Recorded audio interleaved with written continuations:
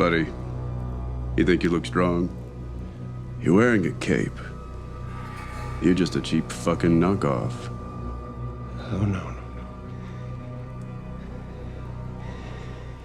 I'm the upgrade. Yeah, remember when everybody was bothering Razer about getting a Viper Mini refresh? Well, Razer did exactly that, but they said, fuck you, and they slapped you across the face and then dropped the Viper Mini Signature Edition. The only Viper Mini refresh, keep that in mind, that you can access, but at a steep-ass price. Well, yeah, big businesses will do big business things. They even killed Harambe for trying to warn everybody in advance about this refresh, too. Well, the Viper Mini Signature Edition can move the fuck out of the way because there's a new big boy in town and you probably never heard of him. Yep, that's right. It's a new company and this is their first ever mouse. The Hitscan Hyperlight. And in my opinion, the true successor of the Viper Mini. So let's get into it. Okay, let's get in with the unboxing here. It is the Hyperlight, including the 8K dongle. Alright, so obviously you get the mouse. You don't get skates underneath, which is great, so you can put whatever skates you want off rip on these, so these are fantastic. Then you get the 1K dongle that just comes with the Hyperlight. You also get a braided USB-C to A cable. Some of the other big brands, Logitech, should take notes on not giving rubber cables to their enthusiast customers. You're also going to see here 2 pairs of PTFE skates. One takes up more surface area than the other, so you can really choose, how much surface area you want to cover with either of these 2 skates. I also purchased the 8K dongle as well, and that bumps up the price to the overall package of $115, which honestly is not that bad. I mean, it's pretty in line with stuff like Lamzoo's pricing, so. But anyway, onto the click test.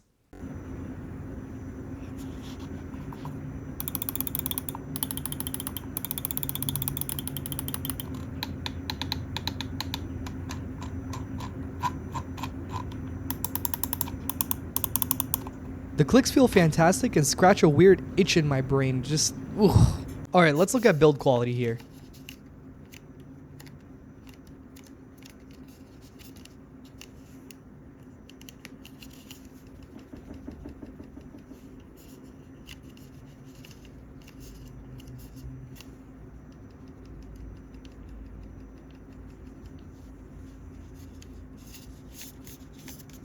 Yeah, as you can see, there was really no flexing or creaking at all. And even when I was shaking that thing like it was a piggy bank and some change would come out, nothing really moved or made sound inside. However, though, there is main button wobble. I mean, this is really nitpicky if I'm being honest, and doesn't really get in the way when you are playing games because of the way the grooves are designed on the main mouse buttons. And this is another nitpick. I don't know if I'm tweaking or not, but the scroll wheel just feels meh. Like, it feels okay.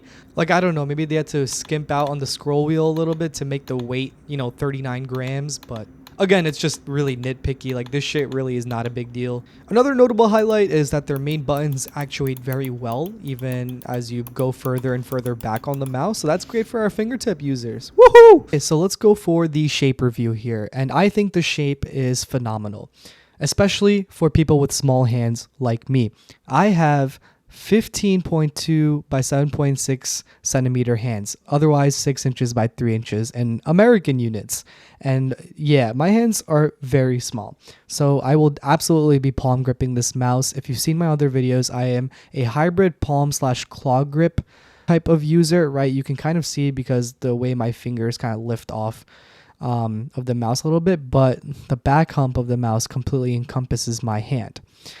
So for reference, this is how it looks from the side. You can also see that my ring and my pinky finger can rest comfortably in the front right side of the mouse. Sometimes in longer sessions, it could feel like maybe you're crowding the front side, but rest assured, it is very much a comfortable grip in the front.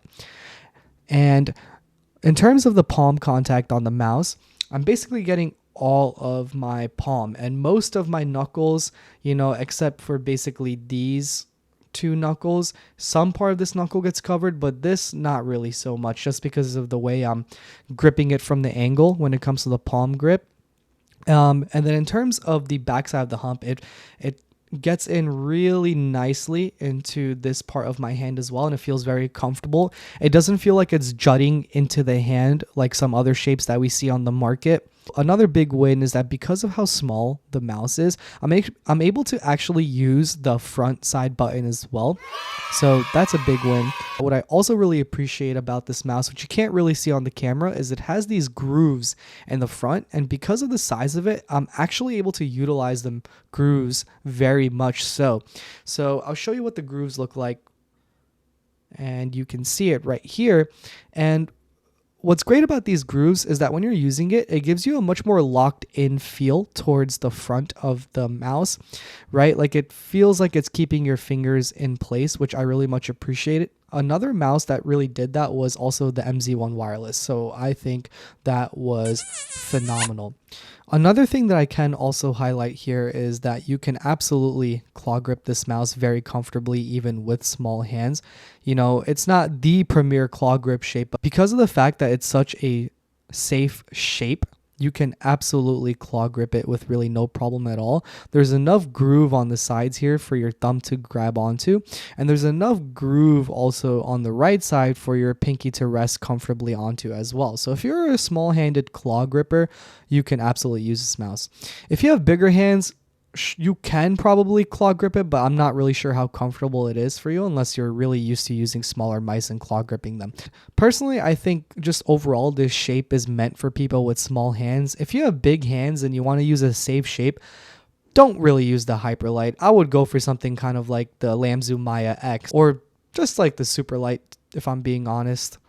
So the mouse comes equipped with a 3395 sensor, which is just the last generation sensor behind the 3950, which really doesn't matter at all because in my opinion, sensor performance peaked like ages ago. I mean, look at the OP1 8K 3395 sensor and its click latency is still like the best out of all the mice we've probably seen so far. The performance here that I'm going to be covering is more or less like how the shape feels in my hand, plus where the sensor is placed on the mouse, which is actually a little bit more forward than what I'm usually used to, which is not a bad thing at all.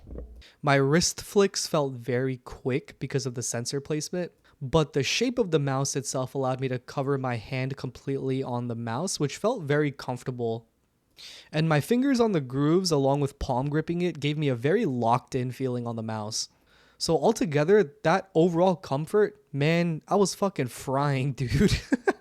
And personally, I don't really care about lightweight mice. Like, I love my ZA13DW, which is like about 60 grams. So using a light mouse, like, it was kind of weird because I'm not really used to that type of speed that I got on the mouse. I didn't change my sensitivity or anything like that, but like it felt like, it almost felt like, you know, I was not really holding that much, and like where my arm went, the mouse kind of just like accepted where it was going. Like I didn't feel that like weird tug or feedback when I'm moving the mouse across because of how lightweight it was. So like overall, it just like really made my tracking, you know, quicker and my flicks overall very fast. I even thought about lowering my sensitivity slightly, but I was like, nah, fuck that. It's just a light mouse. I will adjust. And yeah, I adjusted. Overall, a light mouse like this where I'm palm gripping it, like I definitely learned a bit more about the overall mouse control aspect of using this.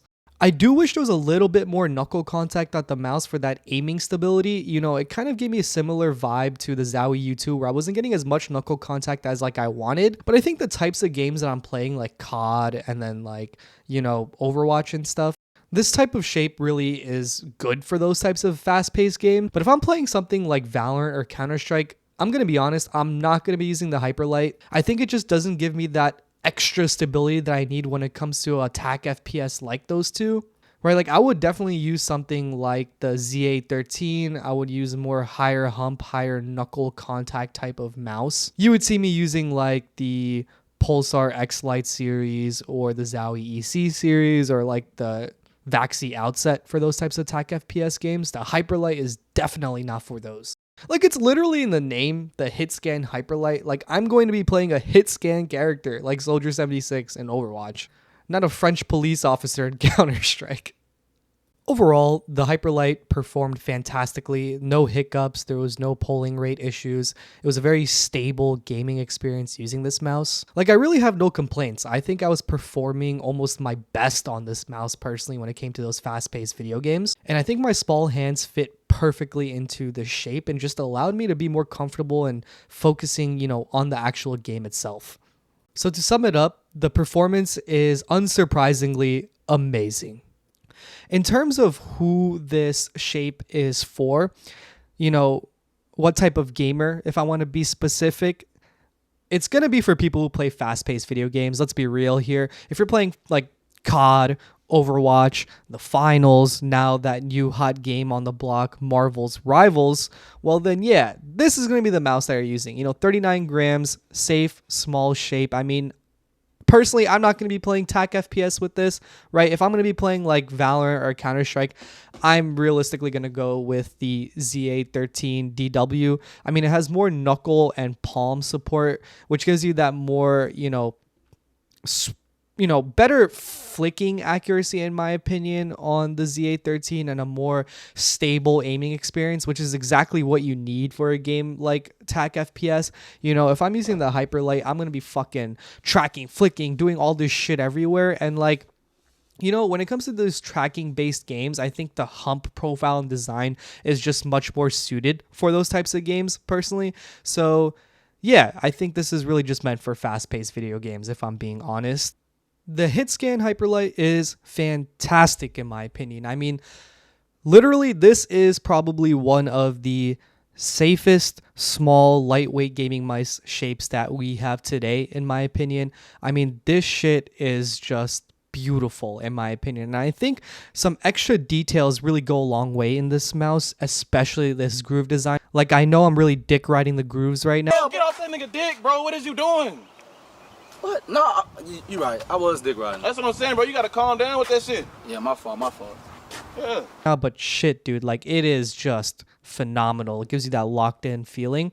And when it comes to just comparing it to other shapes, I mean, quite frankly, like, this shit is really just a scaled down version of the Lamzu Maya X. I mean, this is also another phenomenal safe shape. But if you thought that your small hands, your baby Groot hands, could not really grip it properly, which, God, I hope you can. I mean, it's not even that hard to grip the Lamzu Maya X. If you really thought you couldn't grip it that well, then the Hitscan Hyperlight is just what you should be getting.